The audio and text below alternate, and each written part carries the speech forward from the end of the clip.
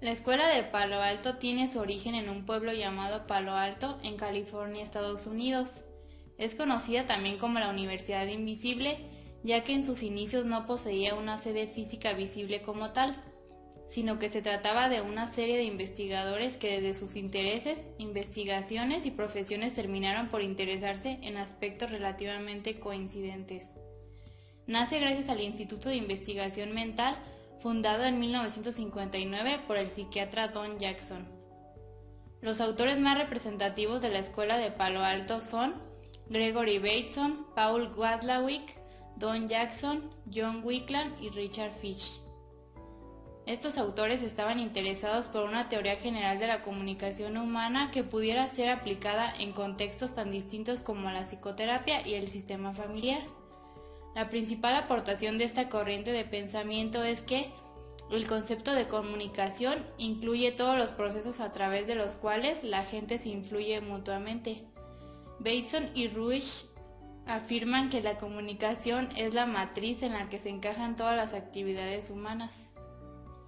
Las premisas fundamentales de la escuela de Palo Alto son: 1. La esencia de la comunicación se encuentra en procesos de relación e interacción. 2. Todo comportamiento humano tiene un valor comunicativo. 3. Los trastornos psíquicos reflejan perturbaciones de la comunicación entre el individuo portador del síntoma y sus allegados. Con esas premisas se deduce el concepto de comunicación como un proceso social permanente que integra múltiples modos de comportamiento, tales como la palabra, el gesto, la mirada y el espacio interindividual, del que parten los autores de la escuela de Palo Alto. La familia se irá desarrollando, adaptando y cambiando a lo largo de su ciclo vital. En cada una de sus etapas tendrá retos distintos a los que enfrentarse y a los que debe adaptarse. Habrá una serie de crisis evolutivas esperables y algunas tareas evolutivas que, de no conseguirlas, obstaculiza o dificulta el adecuado desarrollo de los miembros de la familia. Cuando una familia va atascándose en ciertas tareas, estas van a influir y dificultarán las etapas posteriores. La premisa básica de este modelo se basa en que los problemas se generan por los intentos inadecuados de solucionarlos.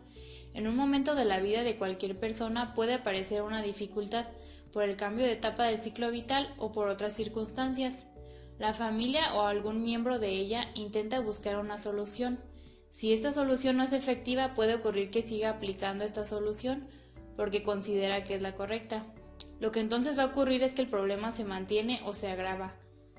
El objetivo será ayudar al paciente a no seguir aplicando dicha solución y buscar otras alternativas.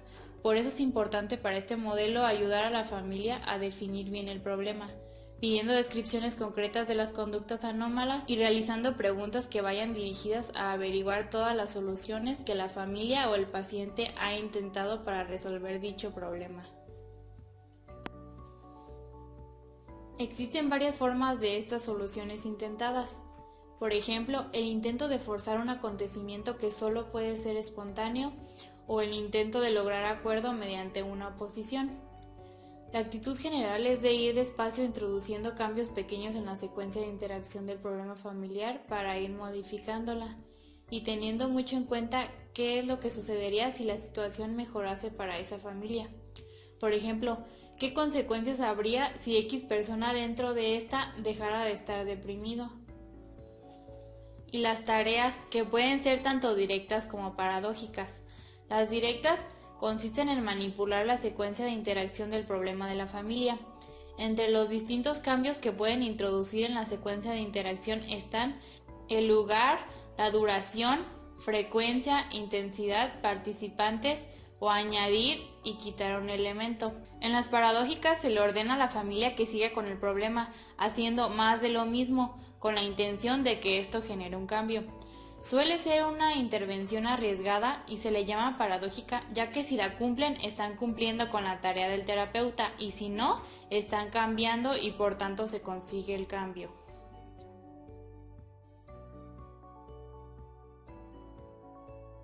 El modelo estructural, como su nombre lo dice, se basa en observar y transformar la estructura de la familia.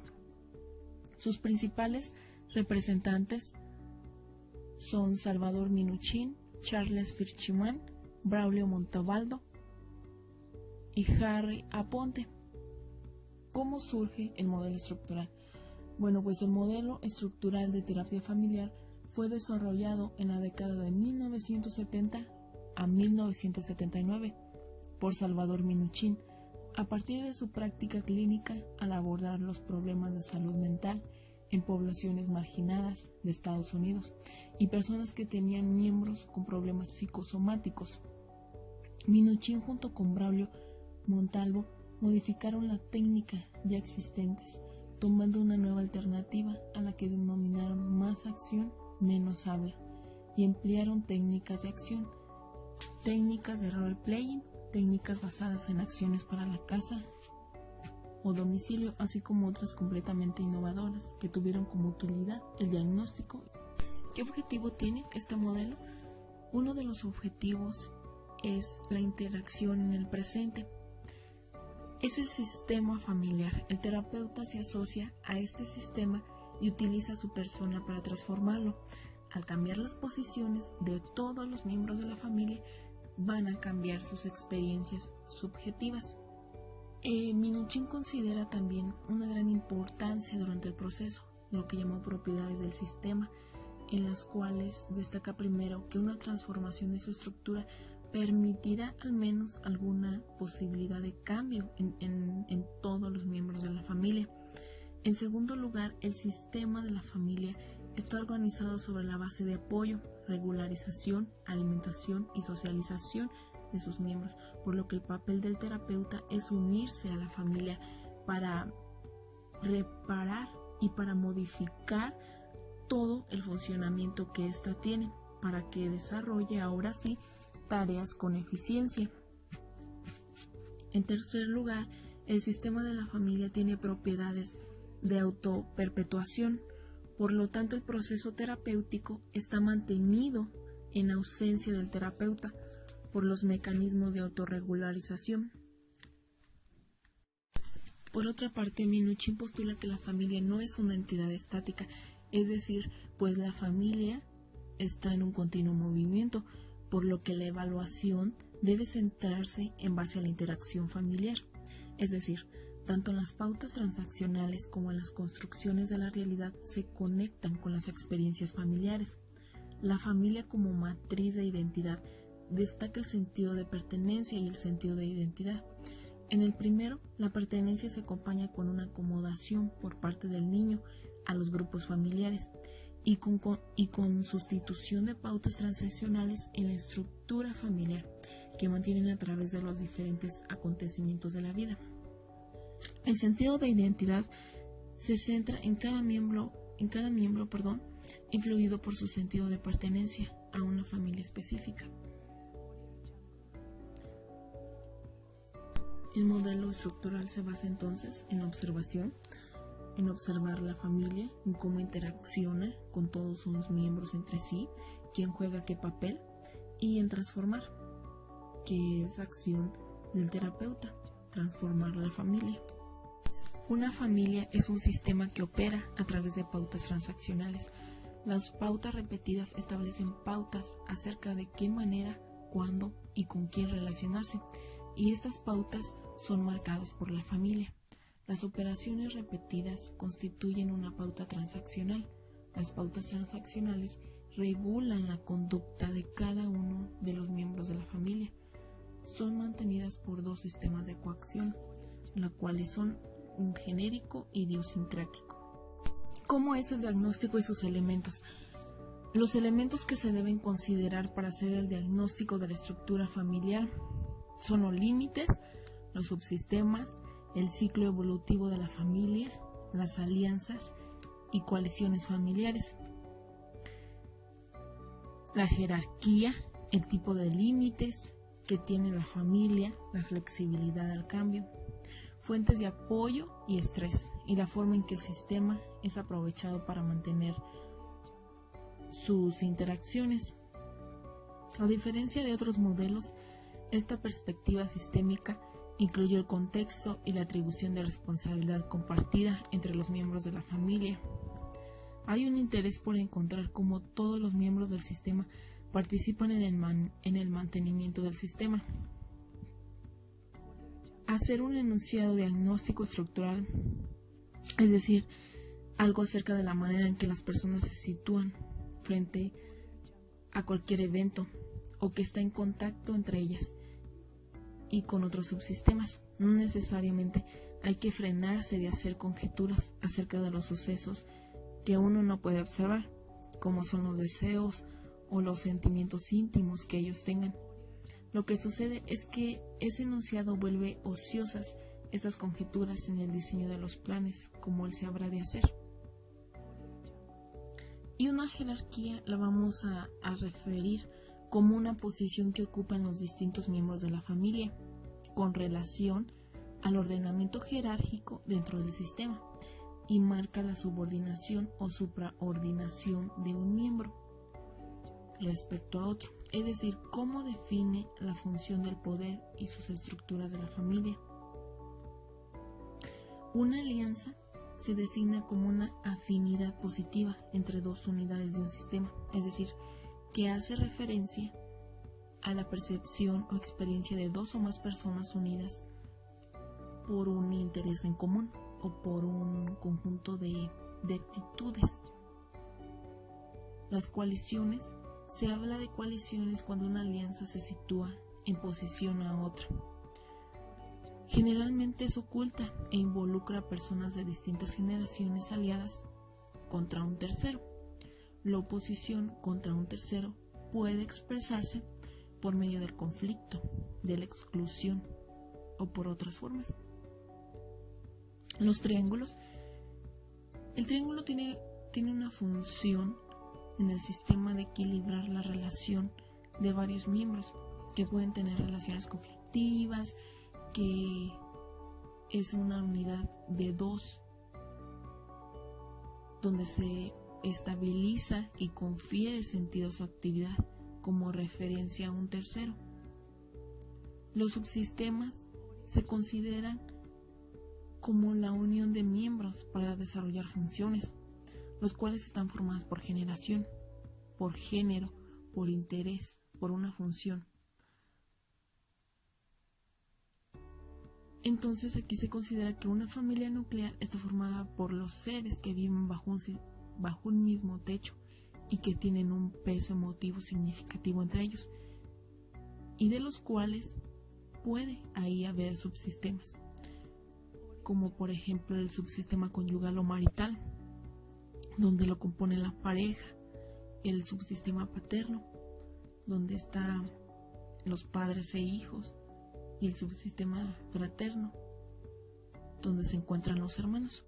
Por otra parte, los límites están constituidos por las reglas que definen quiénes participan y de qué manera en el subsistema.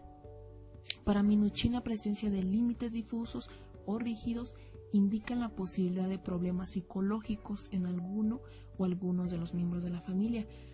Por eso es importante que el terapeuta esté atento cómo se maneja la familia a través de estos límites, por lo que indica disfuncionalidad, mientras que si los límites son claros y flexibles, la probabilidad de presentar problemas disminuye o indica funcionalidad en la familia.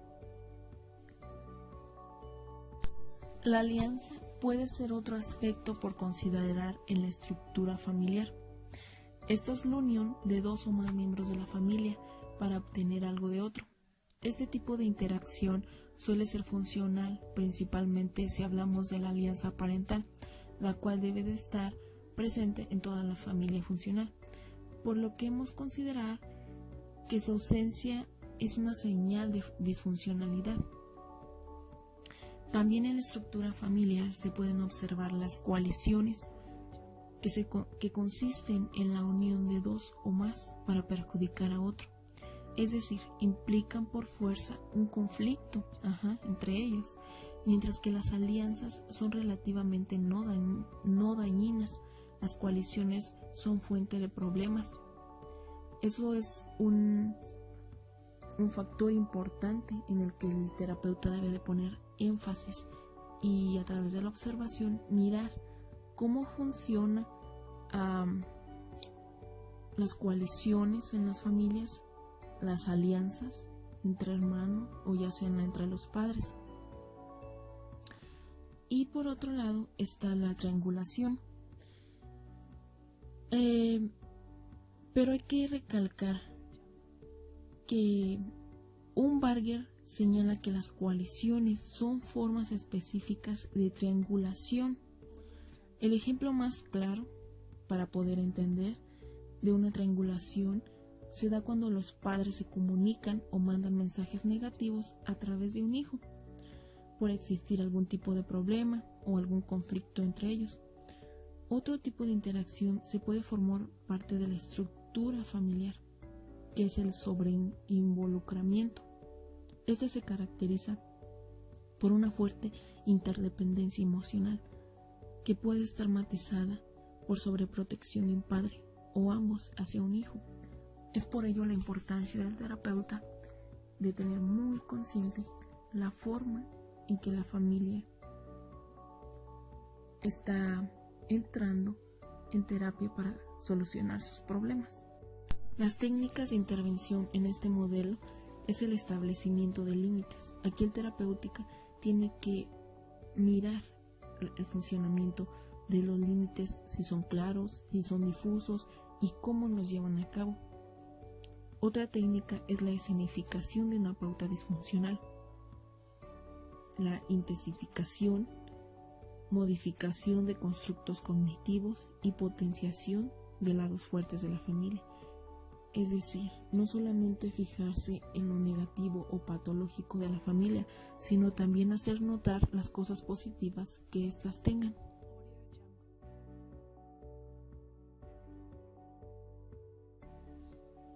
La Escuela de Milán fue creada en la década de los 70 por Mara Selvini, Giuliana Prata, Luigi Boscolo y Gianfranco Zecchin, que después se rompió y se separó, pero por su parte Mara Selvini y Giuliana Prata se mantuvieron juntas para después volverse a separar. Desarrollaron 3 directrices por la coordinación de la sesión terapéutica. Una de ellas era la hipotetización, circularidad y neutralidad. La hipotetización es cuando el equipo se reúne antes de la primera entrevista con la familia. Se elabora una hipótesis y esta se basa en la información que es obtenida a través de haber hablado por teléfono. Esta debe ser sistémica, por lo que debe de incluir todo el sistema relacional familiar. También debe de seguir el principio de Ockham, que dice: entre 2 formas de hacer las cosas debe seguirse la más simple, queriendo decir que se debe de empezar la hipótesis desde lo más sencillo para poder pasar a lo más complejo. La circularidad es donde el terapeuta realiza la entrevista formulando preguntas circulares, las cuales nos ayudan a construir un nuevo sistema de creencias, en las que las conductas están conectadas y se retroalimentan, y con esto la familia va adquiriendo una nueva visión del problema. La neutralidad es cuando el terapeuta no se inclina por ningún miembro. Aquí aparece el juego familiar, concepto aportado por Mara Selvini, en el cual se incluyen las alianzas, las coaliciones y las exclusiones, las reglas que mandan las relaciones, lo que está permitido y lo que no está, la forma en que se definen las relaciones a partir del síntoma en el sistema familiar, y los principales juegos psicóticos que aparecen son el embrollo, que es una situación o asunto confuso, desordenado, problemático o difícil de resolver. 2. La instigación, que es llevar a cabo acciones secretas para preparar o manipular algo que normalmente supone beneficio o perjuicio. Y la estrategia en que se basa el síntoma. Paul Watzlawick fue un psicólogo y filósofo que nació en Austria el 25 de julio de 1921. Cursó sus estudios primarios en Villach, su poblado natal. Luego estudió psicología en la Universidad de Venecia, donde se graduó en 1949. Colaboró con trabajos de investigación en el Instituto Carl Jung de Zúrich, por el que se diplomó en 1954, recibiendo un título en la psicoterapia analítica. Realizó investigaciones en la Universidad de El Salvador. En 1960 se trasladó a la que sería su residencia habitual en Palo Alto, California, colaborando con Don Jackson en el Instituto de Investigación Mental, en el que fue una de las figuras más influyentes y reconocidas. Ahí es donde desarrolla su concepción de la teoría de la comunicación. Posteriormente dictó clases de psiquiatría en la Universidad de Stanford en 1967. En Palo Alto, Watzlawick y sus colegas, en especial Gregory Bateson, desarrollaron la teoría del doble vínculo. También realizó una amplia investigación sobre el efecto de la comunicación en las familias. Watzlawick estableció 5 axiomas para explicar su teoría de la comunicación entre las personas, que se incluyeron en el libro de 1967, La pragmática de la comunicación humana, un estudio de patrones de interacción, patologías y paradojas, el cual fue escrito con la colaboración de Janet Babelas y Don Jackson, los cuales son: 1. Es imposible no comunicar. Cualquier conducta humana tiene una función comunicativa, incluso aunque esto se intente evitar. No solo comunicamos mediante palabras, sino también con nuestras expresiones faciales, nuestros gestos e incluso cuando guardamos silencio. 2. El aspecto de contenido y de relación. Esta teoría plantea que la comunicación humana se da en 2 niveles, uno de contenido y otro de relación. El aspecto de contenido es aquello que transmitimos verbalmente, es decir, la parte explícita de los mensajes. Los aspectos relacionales de los mensajes modifican la interpretación que hace el receptor de su contenido, como sucede con el tono de ironía. 3. La puntuación otorga significado. Las personas frecuentemente nos focalizamos solo en nuestro punto de vista, ignorando el de aquellas con quienes hablamos y entendiendo nuestra propia conducta como reacción a la del interlocutor. Esto lleva a la creencia errónea de que existe una única interpretación correcta y lineal de los acontecimientos, cuando en realidad las interacciones son circulares. La modalidad analógica y la digital. La comunicación no implica simplemente las palabras, también es importante la comunicación no verbal o comunicación analógica, lo que se refleja en la corporalidad que se utiliza al momento de comunicarse. 5. Comunicación simétrica y complementaria. Una relación complementaria es la que presenta un tipo de autoridad, padre-hijo, profesor-alumno, y la simétrica es la que se presenta en seres de iguales condiciones, entre hermanos, amigos, etc. Trabajó en el campo de la psicoterapia, sobre todo en lo relativo a la terapia familiar y la terapia sistémica. Escribió 18 libros, traducidos a 85 idiomas, y cerca de 150 artículos suyos fueron compilados en libros. Su obra más conocida es El arte de amargarse la vida, una forma de parodia de los libros de autoayuda, con consejos para personas que siempre quisieron sentirse miserables pero nunca pudieron lograrlo totalmente. Es un libro paradójico, aunque el mensaje final no lo resulte, ya que trata de dar a entender que, en gran parte, somos los creadores de nuestras propias desdichas, pero por la misma razón podríamos ser también los creadores de nuestra propia felicidad. De este libro se puede resaltar la frase siguiente: llevar una vida amargada lo puede cualquiera, pero amargarse la vida a propósito es un arte que se aprende. Otras de sus obras representativas son Cambio, el lenguaje del cambio, La construcción del universo, Lo malo de lo bueno, Teoría de la comunicación humana. Este psicólogo muere en Palo Alto, California, a los 85 años, el 31 de marzo de 2007. Watzlawick no fue solo uno de los más grandes científicos de la comunicación en Estados Unidos, sino también un psicólogo reconocido en todo el mundo. Está entrando en terapia para solucionar sus problemas. Ilya Prigogine nació en Moscú en 1917 y residió en Bélgica desde 1927, obteniendo la nacionalidad belga. Fue profesor de la Universidad Libre de Bruselas, donde se doctoró en 1941. Fue director del Instituto Internacional de Física y Química Solvay en el año de 1962 y del Centro de Mecánica, Estadística y Termodinámica de la Universidad de Texas. En 1953 ingresó en la Real Académica de Bélgica, que presidió desde 1969. Fue especialista en termodinámica, de prestigio internacional. Recibió el Premio Nobel de Química en 1917 por sus estudios sobre los sistemas alejados del equilibrio y las estructuras disipativas. Estudió el caos, la incertidumbre y el no equilibrio.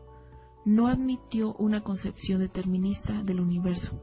Sus trabajos han contribuido de manera especial al progreso de la química y de la física, pero tienen importancia de haber promovido nuevas investigaciones en dominios tan diferentes como la biología, la sociología, la economía y la filosofía.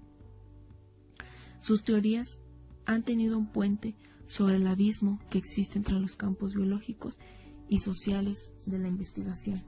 Como conclusión, en el modelo estructural se puede decir que Minuchin fue el creador de este enfoque y fue con el objetivo de modo terapéutico de desafiar el equilibrio disfuncional que presenta la familia cuando acude al terapeuta, para ayudarles a que puedan reequilibrarse de una manera más saludable. El enfoque estructural pone mucho énfasis en que el terapeuta debe unirse a la familia para que a través de la coparticipación pueda establecer una alianza terapéutica y de esta manera realiza el diagnóstico y tratamiento. Se entrecruzan a lo largo de todo el proceso terapéutico y no se ve como dos etapas separadas, como un diagnóstico y como un tratamiento, sino que se entrecruzan y se unen. También se considera de suma importancia apoyar los lados fuertes de la familia. Tenemos que ver y hacerles notar lo importante o lo bueno que tienen dentro de la familia y no solo mirar lo negativo. No solamente centrarse en lo patológico, sino en las cosas buenas y positivas que tenga la familia, porque de esa manera los podemos ayudar o podemos hacer el proceso terapéutico más llevadero. Edgar Morin nace en París en 1921. Se licenció en Historia y Derecho. En 1951 entra en el Centre National de la Recherche Scientifique como investigador. Desde 1950 hasta 1989 fue investigador de la CNRS, que es el Centro Nacional de Investigación Científica de París. Entre 1968 y 1975 participó en el Grupo de los 10, un encuentro de vocación multidisciplinaria, en busca de lenguajes novedosos que permitan trascender el saber asfixiado en comportamientos estancos. En el año de 1968 plasma una nueva etapa reflexiva en la que lanza a la búsqueda de un método no cartesiano para el estudio de lo complejo. A partir de 1973 comienza la etapa de plasmación del método, una obra en proceso durante los últimos 20 años, de la cual ya se han publicado 4 tomos. El primero, La naturaleza de la naturaleza, en el año 1977. El segundo, La vida de la vida, en 1980. El tercero, El conocimiento del conocimiento, en 1986. Y el cuarto, nombrado Las ideas, en 1991. El método no es una obra acabada, sino un proceso en curso de búsqueda de estrategias viables para un pensar complejo físico, bio y antropológico. Ha sido nombrado doctor honoris causa de la Universidad de Perugia en Ciencias Políticas, de la Universidad de Palermo en Psicología, de la Universidad de Ginebra en Sociología y la Universidad de Bruselas. Fue nombrado colegiado de honor del Consejo Superior de la Educación en Andalucía y en 1994 recibe el Premio Internacional de Cataluña. Es el creador y presidente de la APC, Asociación para el Pensamiento Complejo. A Morin se le podría definir como un sociólogo de lo contemporáneo en busca de un método de conocimiento adecuado para aprender la complejidad de lo real.